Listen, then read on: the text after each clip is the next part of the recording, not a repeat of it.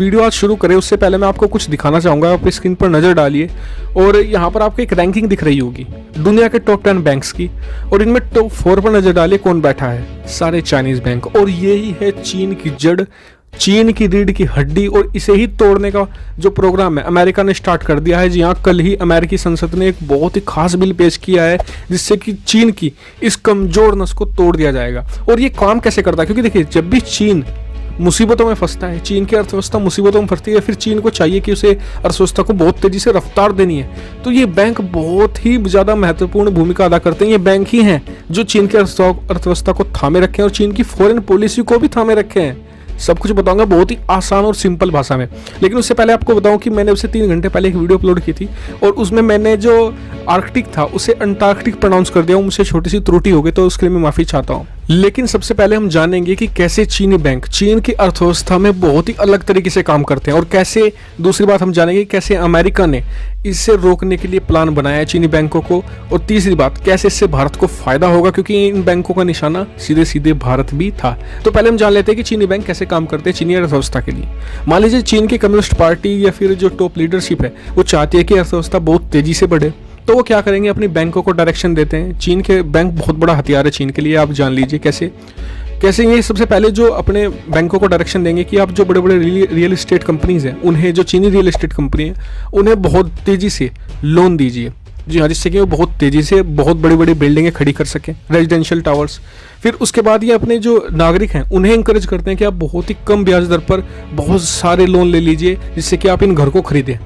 उससे क्या होता है कि चीन की अर्थव्यवस्था को बहुत ज़्यादा बूस्टर मिलता है और चीन की अर्थव्यवस्था बहुत तेजी से बढ़ती है। फिर दूसरा उदाहरण मैं आपको देता हूँ। ये अपने इन बैंकों के जरिए अपनी करेंसी को डीवैल्यू करवाते हैं, अपनी डॉलर के मुकाबले उसकी कीमत गिराते हैं, जिससे कि जो चीनी एक्सपोर्टर हैं उन्हें बहुत ज़्यादा मुनाफा होता है। जी हाँ, एक्सपोर्ट करने में, और उन्हें दूसरे मार्केट में कंपटीशन भी कम मिलता है, उनके प्राइस और सस्ते हो जाते हैं। तीसरा उदाहरण मैं आपको बताता हूँ फॉरेन पॉलिसी का। इन्हीं बैंकों के जरिए चीन जो दूसरे देश हैं वहाँ पर अपनी फॉरेन पॉलिसी चलाता है और उन्हें अपने कर्ज के जाल में फंसाता है। अलग अलग अच्छी अच्छी डील इन बैंकों के जरिए करवाता है, जैसे कि पाकिस्तान को फंसाया, जाम्बिया को फंसाया, जिबूती को फंसाकर वहाँ मिलिट्री बेस बनवा लिया, श्रीलंका को फंसाया, बांग्लादेश को फंसा रहे हैं, नेपाल को फंसा रहे हैं। तो चीनी बैंक उसमें बहुत बड़ा हक अदा करते हैं। और जो मैंने आपको ये अर्थव्यवस्था का, जो घरेलू अर्थव्यवस्था का मैंने आपको रियल एस्टेट का उदाहरण दिया, एक बहुत छोटा सा उदाहरण है। इसके अलावा भी बहुत सारी चीज़ें ये बैंक करते हैं। यानी कि जब भी अगर कोरोना वायरस जैसे कि खत्म होगा तो आप देखिएगा कि चीन अपने बैंकों का ही इस्तेमाल कर अपनी अर्थव्यवस्था को फिर से बहुत स्पीड से ले आगे ले जाएगा, क्योंकि चीनी बैंक बहुत ही अलग तरीके से चीन के लिए काम करते हैं। ऐसा नहीं जैसे कि अमेरिकी बैंक करते हैं, भारतीय बैंक करते हैं, नहीं, क्योंकि ये लोकतांत्रिक सिस्टम में रहते हैं, वो कम्युनिज्म सिस्टम है, वहाँ सरकार के कंट्रोल में सब कुछ होता है। तो ये एक बड़ा इशू था। तो ये एक बहुत बड़ा हथियार है जिससे कि चीनी सरकार के हाथ मजबूत होते हैं। तो अमेरिका ने इन पर ही प्रहार करने की तैयारी कर ली है। कैसे? अमेरिका ने इसका रास्ता बनाया है हांगकांग को। देखिए ये जितने भी बैंक है ना, इनका कोई ना कोई कनेक्शन है, बहुत बड़े मतलब की कनेक्शन है हांगकांग के जरिए, क्योंकि हांगकांग को एक अलग एक आप कह सकते हैं कि प्रिविलेज मिलता है ऑटोनोमी का, कि उन्हें पश्चिमी देशों के साथ कुछ छूट मिलती है व्यापार करने में। तो ये बैंक उसी का इस्तेमाल करते हैं। तो अब अमेरिका ने क्या कहा है, अमेरिका ने एक बिल पास किया है कल, हांगकांग ऑटोनॉमी बिल।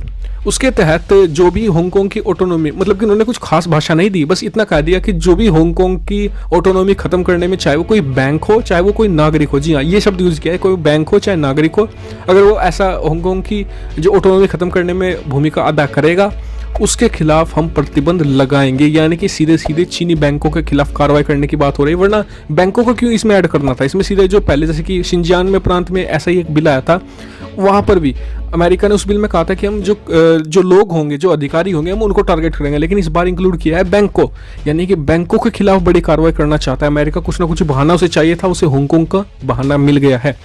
क्योंकि इससे ना सिर्फ अगर चीनी बैंक कमज़ोर होंगे, जैसे कि मैंने आपको रैंकिंग शुरू में दिखाई थी, तो 4 बैंक दुनिया के चाइनीज़ बैंक हैं, जो बहुत बड़ा खतरा है दुनिया भर के लिए, दुनिया भर के फाइनेंशियल सिस्टम के लिए भी। अमेरिका इन्हीं सिस्टम को गिराना चाहता है और इसमें भारत का भी फायदा है। कैसे? इन बैंकों ने भारतीय बैंकों को भी कैप्चर करने की कोशिश की है। जैसे कि अभी उदाहरण के लिए 1% स्टेक इन्होंने खरीद लिया था चुपके से HDFC भारतीय बैंक में, एक चीनी बैंक नहीं। लेकिन फिर भारत ने खैर प्रतिबंध लगा दिया चीनी इन्वेस्टमेंट पर, वरना ये तो खरीद चुके होते, भारत को पता भी ना चलता। तो ये खतरा था जिससे कि अगर ये कमज़ोर होंगे तो भारत के खिलाफ इनकी साजिशें भी कम होगी। और दूसरी बात, इससे चीन की फॉरेन पॉलिसी भी कमज़ोर होगी, क्योंकि जब ये बैंक कमज़ोर होंगे तो इन्हें इनकी मजबूरी होगी कि जो उन्होंने विदेशी जो दूसरे देश हैं उन्हें जो लोन दिए हैं उन्हें रिकवर करना इन्हें निश्चित तौर पर होगा, जिससे कि इनके उन देशों के साथ संबंध भी बिगड़ेंगे। ये एक बहुत बड़ा प्लस पॉइंट है मेरे हिसाब से। ये जो कदम था ये अब से 1 से 1.5 साल पहले उठा लेना चाहिए था अमेरिका को, जो अब उठा रहा है अमेरिका। खैर देर आए दुरुस्त आए, लेकिन आप इस पर मुझे बताएगा कि क्या अमेरिका ने सही कदम उठाया है। और साथ ही चैनल को सब्सक्राइब करना मत भूलिएगा। आपको बता दूं कि कल अगर आप चाहेंगे तो मैं आपके लिए 5 फिंगर पॉलिसी भी एक्सप्लेन कर दूंगा। कमेंट करके मुझे बता देना, तो मैं कल ही वीडियो बनाकर आपको दे दूंगा। Thank you for watching video. Keep subscribe, keep share, keep